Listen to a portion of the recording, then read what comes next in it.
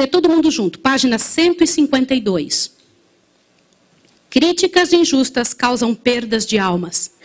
Gente, é tão difícil ganhar uma alma.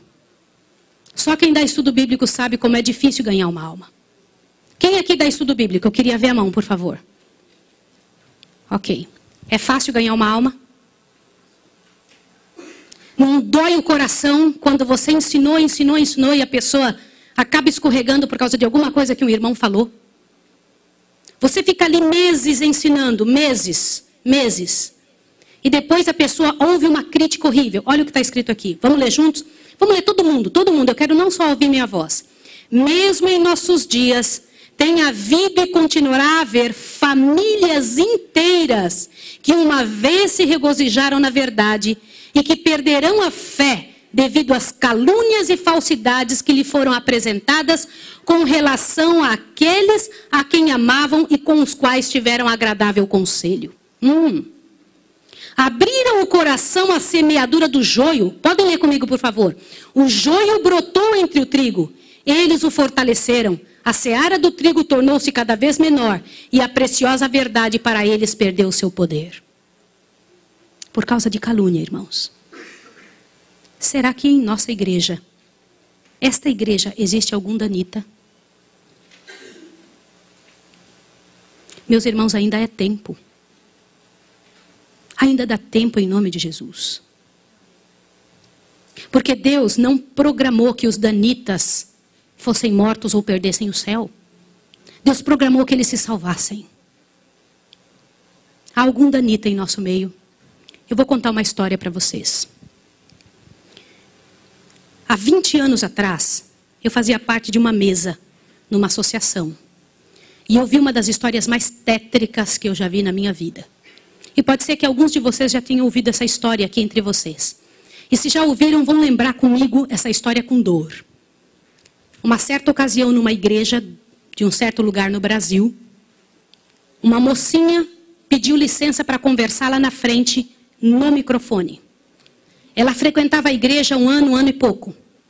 E ela pegou o microfone da mão da moça que estava terminando a escola sabatina e falou: eu tenho que contar para vocês um pecado meu.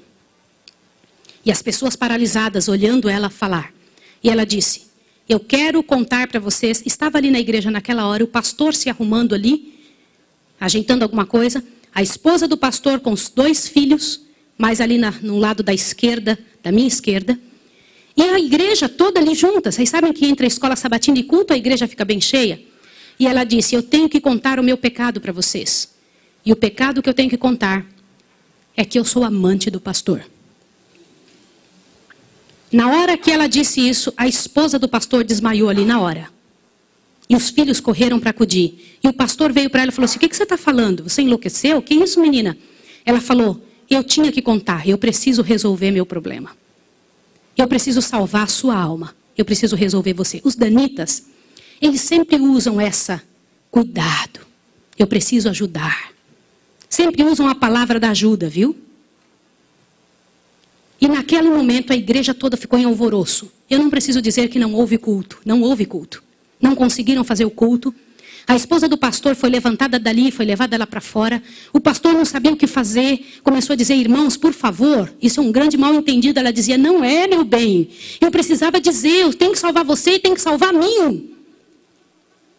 E ela foi levada para um quartinho, a esposa do pastor foi atrás e começou a conversar com ela, e falou com ela, e foi um alvoroço muito grande. E ela disse: olha, eu vou te provar que isso é verdade. Nós combinamos que ninguém nunca ia saber, foi uma coisa muito bem feita, mas eu preciso te contar. E falou para a esposa do pastor, prestem bem atenção nos que eu vou dizer. Falou: só tem uma maneira de você me acreditar, vem aqui. O seu marido tem uma marca na genitália dele. E a marca é assim, assim, assim. E a esposa olhou para ela e acreditou nela na hora. Sabe por quê? Porque aquele pastor nunca tinha tido contato sexual com nenhuma pessoa, só com sua esposa. Eles se casaram virgens. E ela disse: ninguém sabe disso. Como é que essa moça sabe? Consegue imaginar o que é isso? E ela também nunca tinha contado isso para ninguém. E ela pegou a esposa do pastor, passou a acreditar. E ela contou detalhes detalhes sobre o corpo do pastor, detalhes sobre ele, até de coisas que ele falava enquanto dormia. Preste atenção. Eu não preciso dizer para vocês que aquele casamento acabou.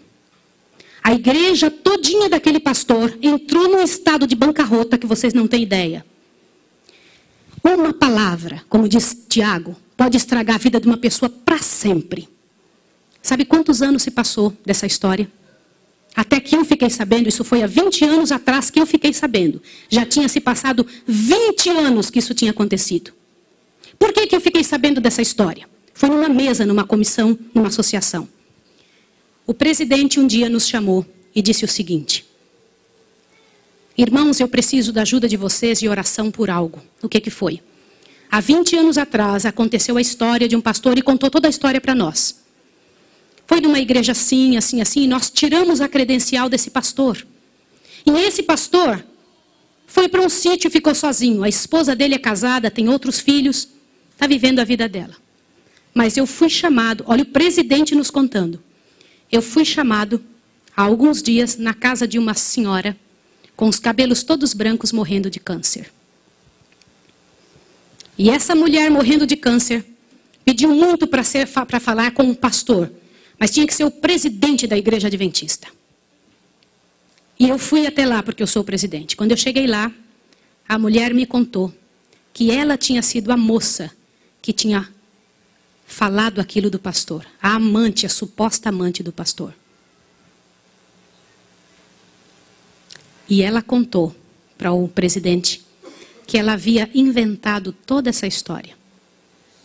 Mas como que ela sabia dos detalhes do corpo do pastor? Na ocasião em que ela tinha se apaixonado pelo pastor, ela trabalhava como faxineira dentro do hospital.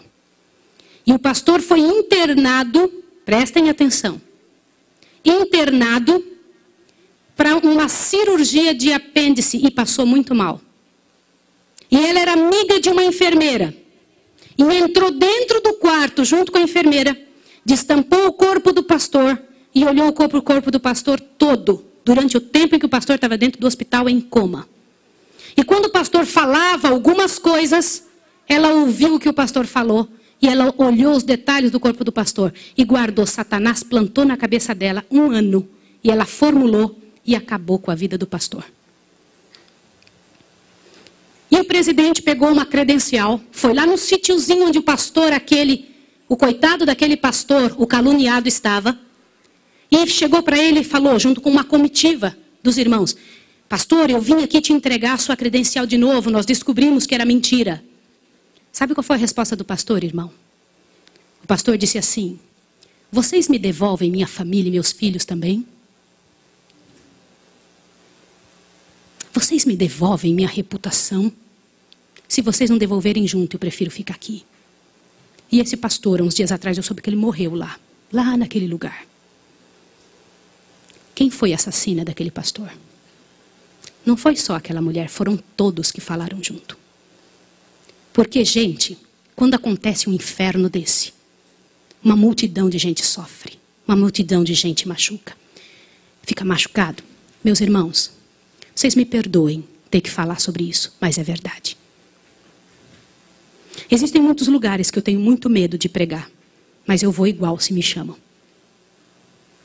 Porque eu vou falar uma coisa para vocês. Ontem à noite eu comentei que a vida de quem prega essas verdades é altamente prejudicada.